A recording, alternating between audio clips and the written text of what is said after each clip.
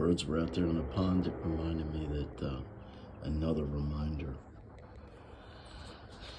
the weather being warmer, that it's getting towards spring. Here we are, February 25th. And spring will be here soon. I don't know when the official day of spring is, but I went to a retreat, a men's retreat over the weekend, and part of, I think, the message, if I understood, was hope, and how we have kind of two different kinds of hope, at least two. One is, see the birds down there in the pond? They're walking across. And they're singing, too. Anyway, one kind of hope we have is like we hoped a couple weeks ago the Redskins would have won their game and gotten in the Super Bowl. That's the human hope. But then there's that great hope in the fact of the resurrection, and that Jesus rose and told us that we can too. So there is life after death. There's life after this world. Something more.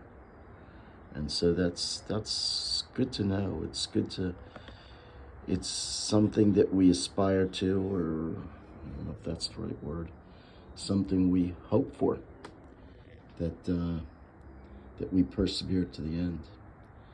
And hope and spring kind of tie together. We're hoping for better times. The winter is usually cold and things kind of seem like they've died off. So there's that connection there. So let's continue to hope and recognize the resurrection. Today's reading, Jesus talks about in the Gospel of Mark, I think it's chapter 6. I could be wrong, or 8. That he's telling his apostles that he's going to be turned over to the Romans, tortured, crucified, and then he'll rise on the third day, and they don't know what that means, and they continue to walk, and they argue about who's the best among them, who's the highest.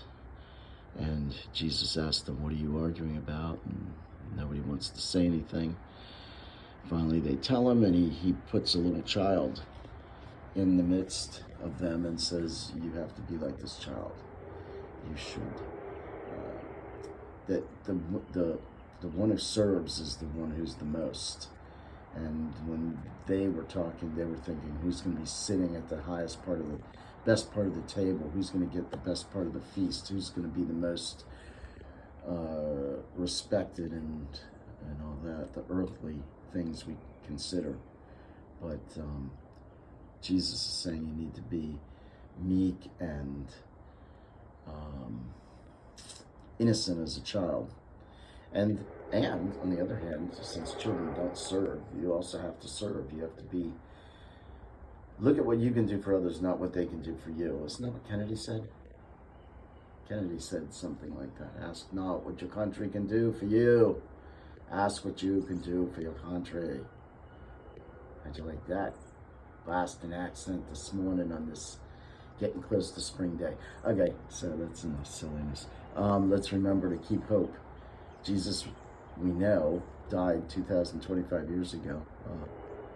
And we even recognize that in the date. Today is 2,025 years from what?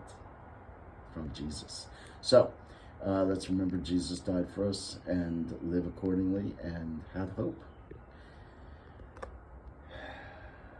Let's wait for warmer days, which should be coming. Peace. Remember, ask the saints to pray for us. Today is the feast of Saint Walburga, among others. Let's see who else. Can't remember. It was no one that, wasn't there someone? One of the brothers of Saint Gregory of Nazianzen. Today is Caesarius of Nazianzen. Feast of.